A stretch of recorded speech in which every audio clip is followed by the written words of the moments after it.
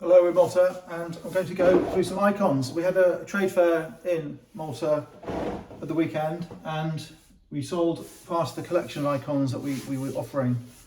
And by very good fortune, several people who are knowledgeable about these came onto the stand and put me right where I'd made mistakes. I've made lots of mistakes on the characters in these, and I don't mind admitting it. I don't know a lot about the characters at all. I'm a general dealer, but I will try and go through what I do know and try and go through what I'm looking for.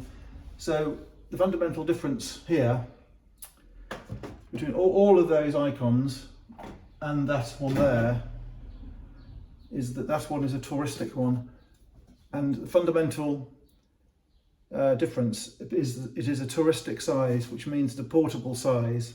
It is therefore smaller and affordable. You'll notice there's less gold on this one here. You'll notice that the artwork is basic, adequate but basic. But the real issue with this one, I like it and it's worth a lot of money, but the real issue with this one is it's made of a floorboard. And what you've got to do when you're buying icons is be aware they were made for tourists and are still being made for tourists. In the United States, there's an icon market where you can buy icons online and they're made of resin or wood, and they apply a picture varnish over the top. It has crackles on it and scuffs in the design, so you can't just glance at it and assume it's old.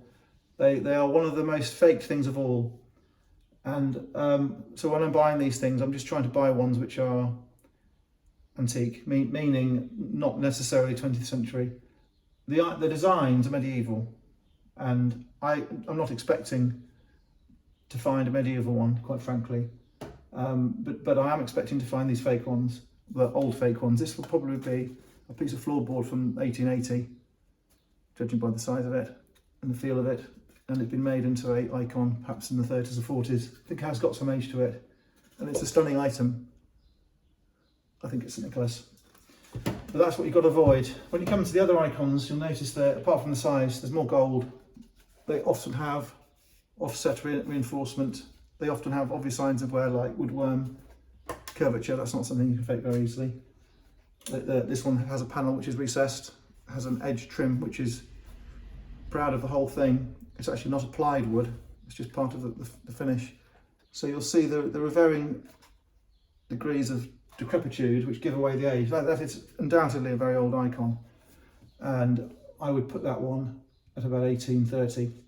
The gold is distressed, and it's possible even then that the gold was put on with a view to it to artificially crackle up to make it look older than it is, because the Victorians and the Georgians could fake things as well.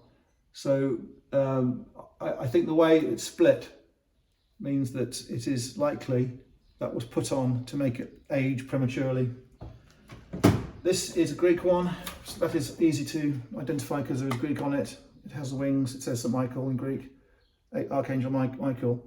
I had a scholar from the Greek church in Valletta who very helpfully went through all this with me and told me where I was wrong, and he felt that was the representation of evil, the devil, which often is represented by serpents and snakes and other places. So without the consulting an academic or professional, there is a lot of guesswork going on, as you can see. This one here is unusual. It's got Gabriel, I think it's Gabriel on one side, and John the Evangelist, I think that one, and John the Baptist there, Jesus in pole position with the enhanced halo. You've got a evidently old board, again with this offset reinforcement, which is really distinctive. Be aware that they sold chicken coop doors and small hatches, as well as floorboards, so have your wits about you. That has got woodworm, that is oak. It could be a home oak, HOLM. It could be a sort of quercus, a sort of a bay tree or olive wood, but I think it's oak, that one. This one here, beautifully painted in good detail. It has got, on this one, it has got offset supports, and I think that with the cloud and the sgraffito. Some effort has gone into that one there. This one in the box is small. It's the wrong size. It's a portable size, but I think on this occasion it's not a touristic one. I think it's one that was used by a family. It could have been a shepherd's family, or it could have been portable because they would perhaps in the summer take it up into the hills with them. I don't know. We've got a wood which is not a fruit wood, which is not a soft wood, which is not a hard wood. It's a sort of mid-range wood with a fine grain. I would say that's cypress tree. It's got the reinforcement on the edge. That's a sign of a proper icon. It hasn't twisted. Lots of gold. Hard to date. 1850 would be my guess. Whether this is the original box, I don't know. The box is 1850 to 1900. That box is fantastic. And really unusual. You'll see on the gold beveled, the gold trim on the inside, these stripes of gold. This is where the gold leaf is overlapped, as it should do when it's put on, and when it's rubbed away, it's left where there are 2 layers of gold. That thing is fantastic. Curved box, beautiful. Little latch, wonderful thing. So we've gone through all of those there. Then we go on to some slightly different things. Just for fun, we've got this beautiful crown with not real gems, unfortunately. This is probably, with that cross, probably Eastern, like all of these are, Russian, Greek, Hungarian, that side of things. And it's probably off a processionary Madonna or something like that. A plaster statue, a carved statue. So that's, I think, what that is there. That's unusual. That is unfortunately quite expensive, but decoratively really very important. We've got this other one. This is unusual because it's St Barbara and the Cup chalice. You've got, again, I think it's cypress wood. You've got this reinforcement to stop it from curling, to make it stronger. There's no such reinforcement on the touristic ones. There are no nail holes in this. If there are nail holes, like on this one, it is another clue that it's been pulled out of off a rafter, and it's a floorboard. This one has got paint. All these are hand painted. Be aware of the ones where they put paper on and then varnish over the top. This one shows cypress trees, foliation, a fantastic icon in very good condition. Not perfect condition, but you don't really want it to be in perfect condition. There's the start of a curl on it. The curl can put people off. That one has a nice amount of curl. The border, I think, is a sort of revival border, and it's not Gothic revival, and it's not sort of medieval revival. I think it's a sort of composite revival, and I would say that's 1860, 70, 80. That would be my best guess. Still an old thing, and this hasn't got the reinforcements on it because it's quite recent, relatively.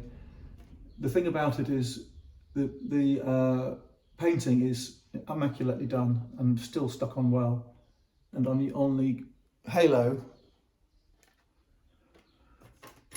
you've got sgraffito, which are grooves to make a sunburst, and those are scratched into the gesso before the glue paint is put on, before the gold leaf is put on. On top of the gold leaf, you've got dots of white paint in 3D, and you have again this sgraffito pattern here that's done by hand, and of course it's in proportion. It hasn't changed as they've worked across. I mean, imagine how long it takes to make that.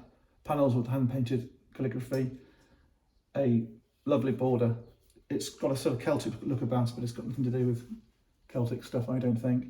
It's got nail holes on the edge and no paint on the edge. That means it's probably had a piece of beading on it, which has been taken off.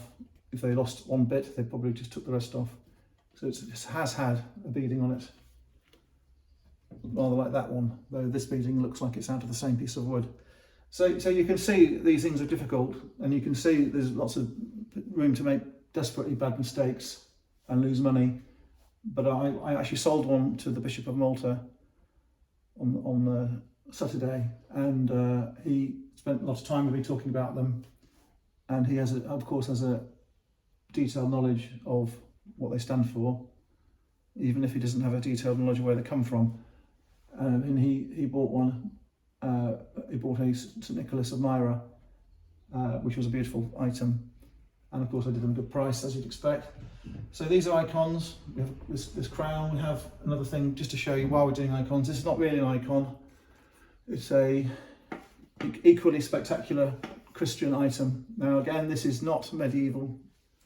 It's trying to be medieval. It's a medieval style. It's a Gothic steeple or gable end, and you have this insert which is timber. This is very distinctive. And Fra Angelico was a monk who became a painter. He lived in Siena, and you could call this Sienese school. However, it's probably come from Florence or something like that, or one of the touristic towns. It's pine with gesso, with bolo, which is glue paint. You can get red glue paint, black glue paint, yellow glue paint, and they've put this gold leaf and paint on top of this glue paint.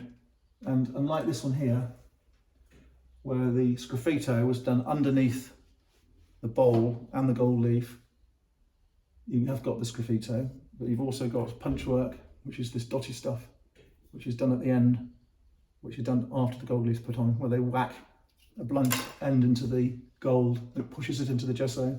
So it's all made of components of carved wood, and that is painted. Beware again of fake ones where they put paper on and varnish over the top. This is 1860, 1870, 1880 possibly. These are becoming really expensive in England, and there's not many around. They often come in pairs. I suspect originally they would come in sets of 4 or 6 or 8.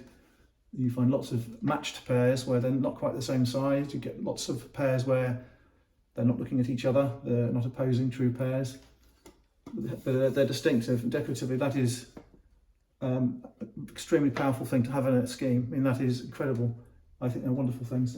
So anyway, I've given you a version of it. There will be academics who will say I've got it wrong. I'm willing to stand corrected if I am wrong. I'm giving my best shot. I had some knowledgeable people talk about them at the weekend, and I think that they're a nice thing to collect. They're very interesting. The price of these is going to go up. It has to, but as I say, be aware of the fake ones. Thank you.